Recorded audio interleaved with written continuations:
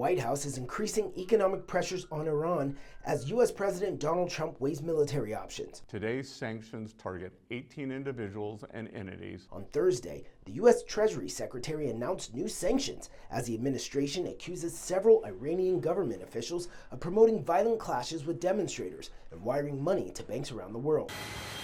One day after Trump told anti-government protesters that help is on the way and warned of strong action against Iran if the government executed protesters, Trump taking a slightly different tone, saying he's been told the killing is stopped in the country. In response to rising tensions, this week the U.S. military withdrawing thousands of troops stationed in Qatar, the largest U.S. airbase in the Middle East. Iranian officials reportedly warning neighboring countries that they will strike American military bases in the region if the U.S. attacks. However, during an interview with Fox News on Wednesday, Iran's foreign minister pushing for diplomacy by urging the U.S. to negotiate and rejecting reports that protesters would be executed. That change in rhetoric coming hours after the country's judiciary chief called for swift action against protesters who'd been detained, saying they should be tried and punished as soon as possible. For nearly a week, the Trump administration has warned of possible military strikes on Iran if violence between government security forces and demonstrators escalates.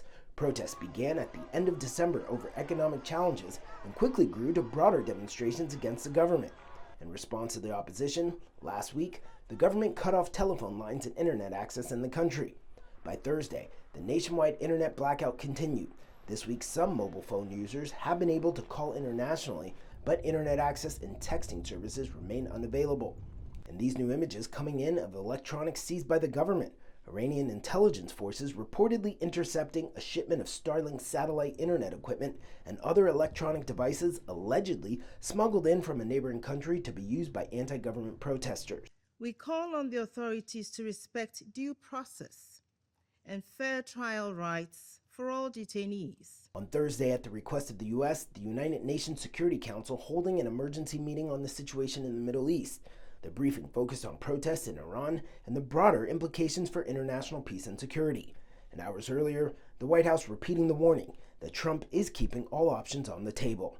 Walter Moore, CGTN, Washington.